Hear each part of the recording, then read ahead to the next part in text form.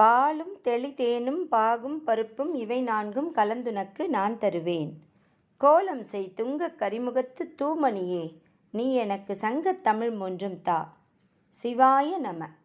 மாணிக்கவாசக பெருந்தகை சிவபெருமானை நோக்கி தொடர்ந்து போற்றி பாடுகிறார்.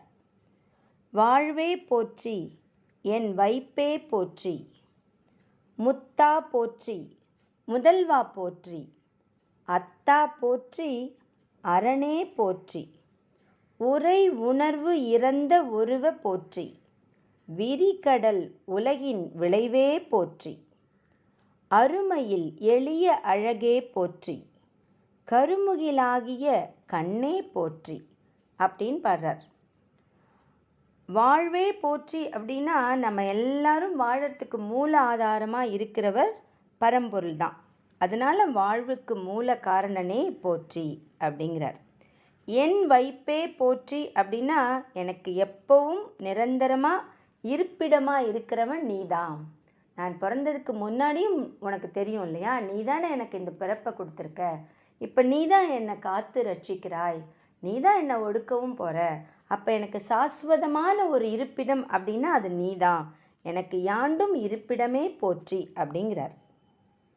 முக்தன் அப்படின்னா முக்தா போற்றின்னா நித்திய முக்தனாய் இருக்கும், எப்பொழுதும் நிரந்தரமாக இருக்கும் ஈசனே போற்றி. முதல்வா போற்றி அப்படின்னா நம்ம எல்லாருக்கும் ஆதி முதல்வன் அவர் தானே, அதனால ஆதி மூலமே போற்றி. அடுத்தது என்ன சொல்கிறாரு, அத்தா போற்றி அப்படிங்கிறார். அவருக்கு திரும்ப திரும்ப அவரை தந்தையாக பார்க்குறார். நம்ம எல்லாருக்கும் தந்தை அவர் தானே, அதனால் தந்தையே போற்றி, அனைவருக்கும் தந்தையே போற்றி அப்படிங்கிறார். அரணே போற்றி அப்படின்னா திரும்பவும் நம்மளோட ஜீவன்களுடைய மலத்தை அகற்றும் ஹரணே போற்றி அப்படின்னு பொருள். மனிதர்கள் நிறையா ஆணவத்தோடு இருப்பாங்க, கண்மம் அந்த மாயை இதில் இருக்கும். இதிலெல்லாம் இருந்து எங்களை அரணாக நின்று காக்கும் இறைவா போற்றி அப்படின்றார். அப்புறம் உரை உணர்வு இறந்த ஒருவ போற்றி அப்படின்னா, உரைனா சொல், உணர்வு அப்படின்னா மனசுக்குள்ளே தோன்ற ஒரு ஃபீலிங்ஸ். அப்போ சொல்லுக்கும் மனசுக்கும் எட்டாத இருக்கிற ஒரு தனிப்பொருள் நீ, அப்படிப்பட்ட தனிப்பெரும் கருணை, அப்படி தனிப்பெரும் பொருளே போற்றி அப்படிங்கிறார்.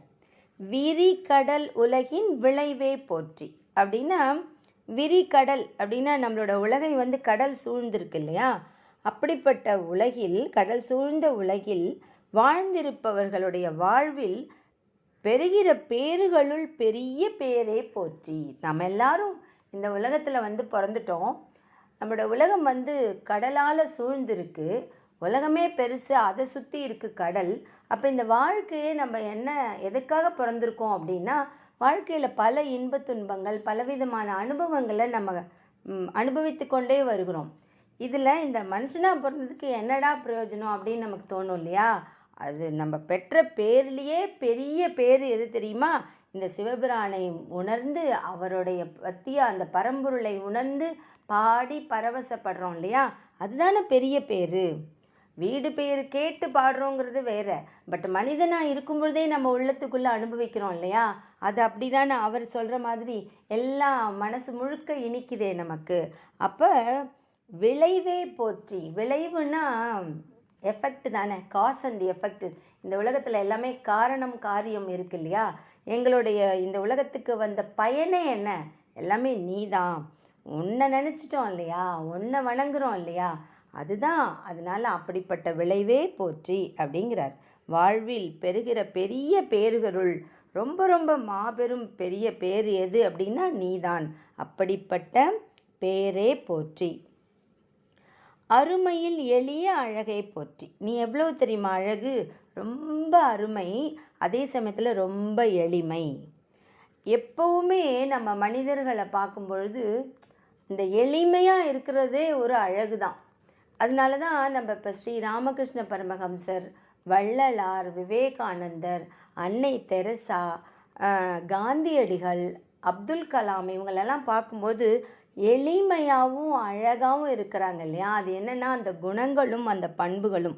எளிமை அப்படிங்கிறதே ரொம்ப ரொம்ப விசேஷம், ரொம்ப ரொம்ப அழகு. அதனால் உயிர்கள் பெற முடியாத அருமையான பொருள் நீ, அருமையில் எளிய அழகு நீ, அழகான பொருள் நீ. ஆனால் எப்படிப்பட்டவன்? கருமுகிலாகிய கண்ணே போற்றி. நீ உயிர்களால் ஈஸியாக அப்ரோச் பண்ணிட முடியாது. ஆனால் கூட நீ அவ்வளோ அரிதான, அவ்வளோ அற்புதமான அருமையான பொருளாக இருந்தால் கூட உன்னை மனசால் நினச்சி அப்படி வணங்கினா நீ என்ன பண்ணுற? ஈஸியாக அகப்படுற. அப்படிப்பட்ட அழகன் அல்லவா நீ? பேரழகனே போற்றி அப்படிங்கிறது தான் உன்னை வணங்குகிறேன் அப்படிங்கிறார். கருமுகிலாகிய கண்ணே போற்றி அப்படின்னா, பொதுவாக நம்ம மேகத்தை கருமுகில் எதுக்கு சொல்லுவோம்? மழை பொழியும். எதுக்காக மழை பொழியும்? இந்த லோக சேமத்துக்காக மழை பொழியும். இந்த உலகம் நல்லா இருக்கணும் அப்படின்னா தேவையான அளவுக்கு மும்மாறி பொழிய வேண்டும் இல்லையா? அதனால் நீ எப்படி பண்ணுற? எப்படிப்பட்ட கருணை கடல் தெரியுமா? அந்த வர்ண பகவான் அழகாக இந்த உலக சேமத்துக்காக மழை தராரு. அவரை இயக்குபவர் நீதானே. நீதானே கருமுகிலாகிய கண்ணே. அப்படி கொஞ்சிறார் அவர். கண்ணே நம்ம அந்த குழந்தைங்களை கொஞ்சம் இல்லையா? கண்ணே, மணியே, முத்தே, மாணிக்கமே, மரகதமேன்னு. அதே மாதிரி மாணிக்க வாசகர் அப்படியே அவங்க குழந்தை அப்பாவை கொஞ்சம் இல்லையா? நம்மளோட வீட்டில் கூட அப்பாவை கொஞ்சம், அம்மாவை கொஞ்சம், பாட்டியை கொஞ்சம். அது பார்க்க ரொம்ப அழகாக இருக்கும். அதே மாதிரி ஒரு அன்பின் மிகுதியில் கருமுகிலாகிய கண்ணே போற்றி. கண்ணே அப்படின்னு சொல்கிறார். கருணை கடலை பொழிகின்ற கண்ணே போற்றி அப்படின்னு சொல்கிறார். அப்புறம் என்ன பாடுறாருன்னா, மன்னிய திரு அருள் மலையே போற்றி, என்னையும் ஒருவனாக்கி இரும் கழல் சென்னியில் வைத்த சேவக போற்றி அப்படிங்கிறார். மன்னிய அப்படின்னா நிலை பெற்ற, நிரந்தரமான. இருங்கழல் அப்படின்னா உன்னுடைய பெரிய சிறப்பான பெருமை வாய்ந்த, மகிமை வாய்ந்த பாதம், 2 திருவடிகள். சேவகன் அப்படின்னா வீரன். நீ என்ன தெரியுமா பண்ணுற? அருளை சுரந்து சுரந்து அப்படியே பெருசாக உயர்ந்து நிற்கிற. எதே மாதிரி அப்படின்னா மகாமேரு மலை மாதிரி நீ உயர்ந்து நிற்கிற. இப்போது அந்த மலை அப்படிங்கிறத ஏன் உதாரணமாக கொடுத்துருக்கார் அப்படின்னா, இப்போ மேகங்கள் அப்படின்னா சில நேரத்தில் மேகம் வரும், சில நேரத்தில் மேகம் இருக்காது. சூரியன் அப்படின்னா நம்ம காலையில் பார்ப்போம், ஈவினிங் அது மறைந்து விடும் மேற்கில் போய். அந்த மாதிரி நிலா அப்படி பார்த்தா இரவில் தான் நம்ம அதை பார்க்க முடியும்.